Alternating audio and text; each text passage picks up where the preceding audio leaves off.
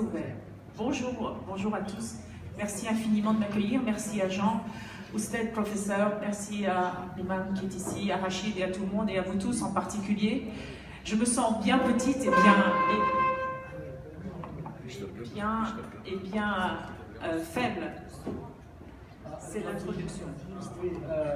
Comme il y a une traduction en arabe pour les pharaons qui sont là, il faudrait que ça soit un peu plus long.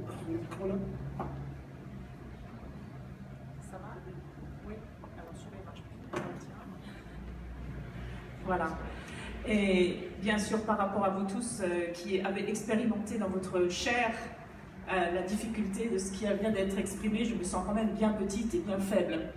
Mais c'est vrai que mon engagement a commencé, je peux dire, au Parlement européen, avec d'autres dans le sang. Cela a commencé très clairement avec les massacres de la cathédrale de Bagdad, où nous avons pu inviter ensuite très rapidement les responsables religieux qui étaient à proximité, responsables de la cathédrale et qui avaient survécu au massacre. Et c'est vrai que nous avons pu voir beaucoup de monde au Parlement européen tout de suite, mais quelques jours après, je dirais quelques semaines après, bien que le calendrier, l'agenda de toutes les visites était gardé extrêmement confidentiel, à moins de 10 personnes étaient au courant de toutes les visites que nous allions faire, eh bien, quelques semaines plus tard, enfin très rapidement ensuite, d'autres personnes sont arrivées, ont refait exactement le même parcours, ont revu exactement les mêmes responsables, c'est-à-dire le président du Parlement européen, le responsable de la délégation Irak et d'autres personnes encore.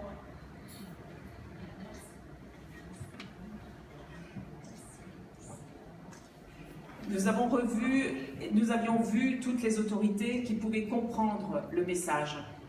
Eh bien, quelques semaines plus tard, d'autres visiteurs sont arrivés. Ils avaient notre agenda, alors que l'agenda avait été limité à 10 personnes à peu près. Ils l'avaient. Et ils sont allés voir absolument tous les officiels du Parlement européen pour leur dire exactement l'inverse. Et nous avons pu retourner, parce que malheureusement il y a encore eu des attaques, avec des parlementaires du Kurdistan, revoir ces autorités qui disaient « Ah, mais j'ai vu vos collègues, il y a un mois, ils sont venus me voir, des parlementaires chrétiens du Kurdistan sont venus nous voir. » Et les parlementaires avec qui nous étions, donc chrétiens du Kurdistan, disaient « Mais c'est qui? Parce que nous sommes 5 personnes, donc nous savons qui vient au Parlement européen. » Ah, mais voilà, les cartes de visite. Et ils nous ont même donné le drapeau de l'Irak. Ils nous ont bien dit qu'ils venaient parler au nom des chrétiens d'Irak. Eh bien, en l'occurrence, je peux vous dire que ce n'étaient pas des Irakiens. Les parlementaires chrétiens du Kurdistan étaient soufflés.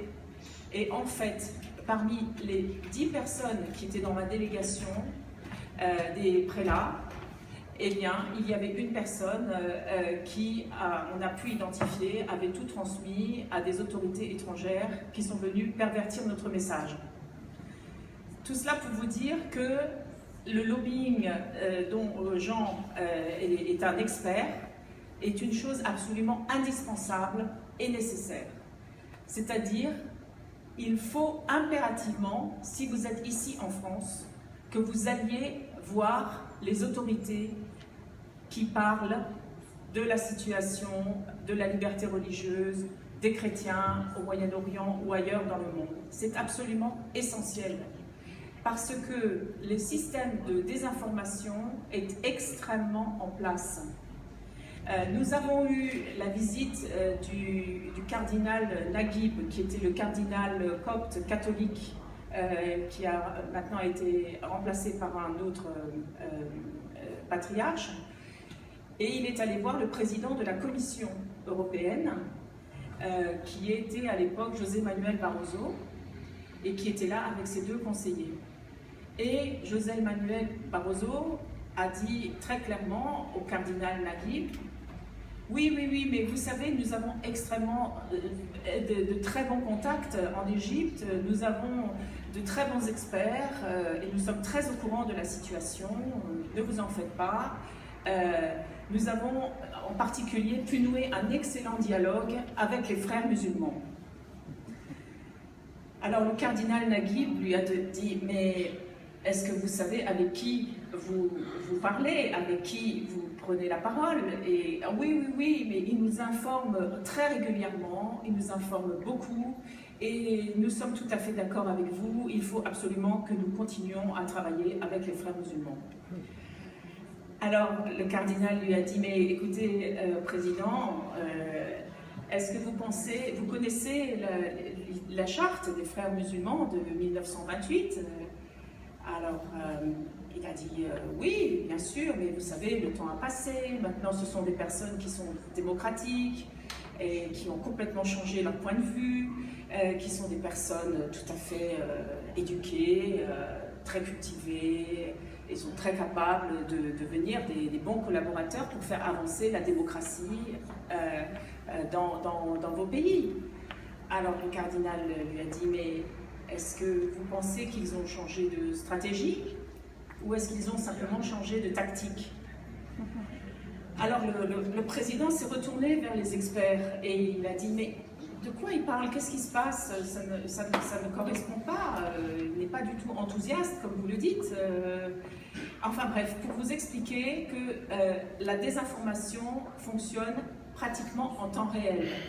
C'est-à-dire qu'on va courir pour donner le message et vous pouvez être sûr que dans les 5 minutes qui vont suivre, il va y avoir des personnes qui ont un agenda qui n'est pas l'agenda du respect de la dignité humaine et de la liberté, bien évidemment, pas de conscience et de religion encore moins.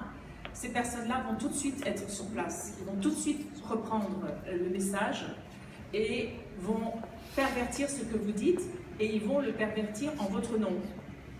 Donc c'est une situation qui nécessite une vigilance extraordinaire, une vigilance énorme.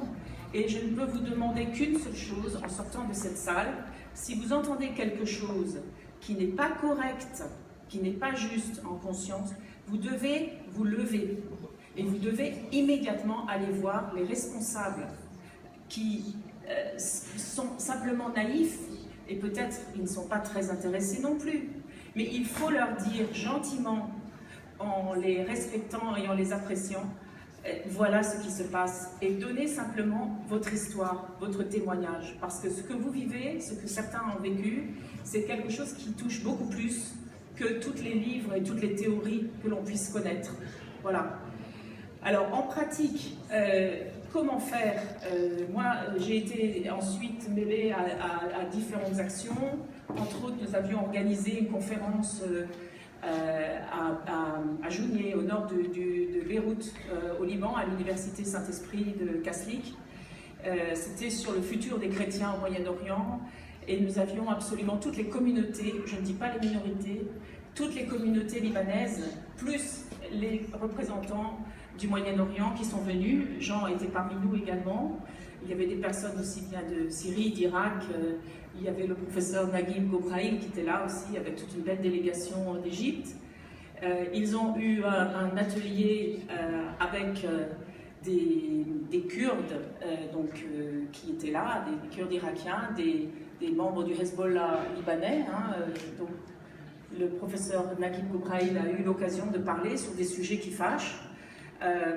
Vous pouvez trouver un peu les résumés de nos travaux sur un petit blog que nous avons fait qui s'appelle The Future of Christians in the Middle East, et c'est sur wordpress.com, c'est facile à trouver. Et voilà, je pourrais parler encore longtemps, mais je crois que j'ai déjà dit suffisamment. Je peux parler de certains points clés que vous pouvez retrouver dans ces actes, entre autres l'éducation à la citoyenneté pour tous, l'éducation au vivre ensemble pour tous. Il est extrêmement important d'expliquer aux autorités que il faut impérativement un État civil, et je dis exprès civil pour ne pas dire laïque, parce que civil veut dire que l'on inclut le fait religieux, et c'est très important de respecter la foi, c'est ce que nous en France nous ne faisons peut-être pas assez. Il est extrêmement important de pouvoir parler un langage de citoyenneté inclusive pour tous, dans le respect des différences, des diversités, parce que c'est ça la richesse de toutes les communautés. Et juste pour terminer, je voudrais vous donner un petit point personnel, parce que je viens d'une région qui s'appelle l'Alsace, et je viens de découvrir, à l'occasion de la restauration de l'orgue de la cathédrale de Strasbourg, que à côté de l'orgue, donc c'était au début du Moyen-Âge, il y a presque 1000 ans, on avait fait 2 petites statues. Et il y a une petite statue très curieuse, c'est un nom alsacien, c'est le Rohrhof. Je ne sais pas si Irène Maher connaît, le Rohrhof, c'est le singe qui souffle dans les tuyaux. Alors qu'est-ce que c'est un singe qui souffle dans les tuyaux de l'orgue? C'est que ce singe, c'était une personne qui se mettait dans le chœur, dans la nef, derrière l'orgue, et quand l'évêque prenait la parole, tout le monde savait dans la population ce qu'il disait, c'était plus ou moins vrai ou pas vrai, mais bon.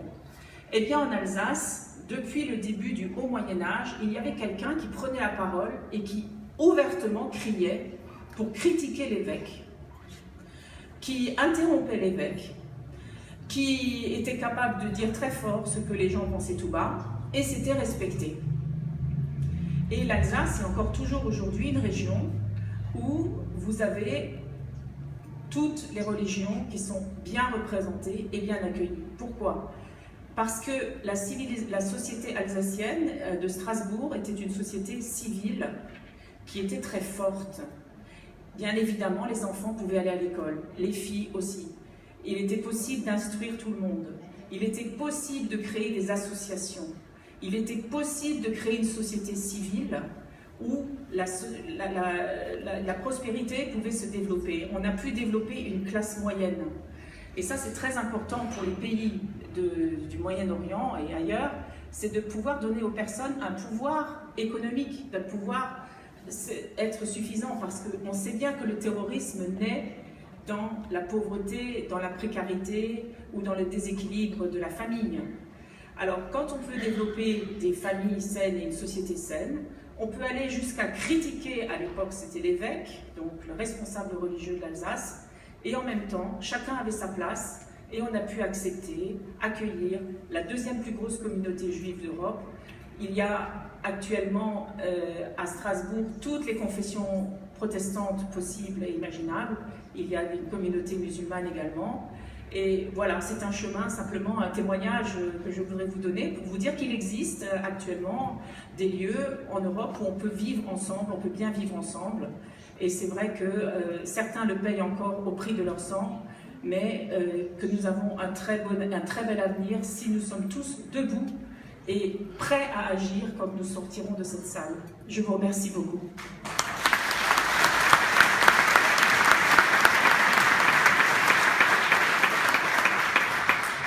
Merci beaucoup Catherine, merci beaucoup.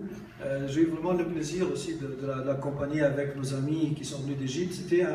C'était une conférence à Beyrouth que Catherine avait toute la charge d'organiser pendant 3 jours.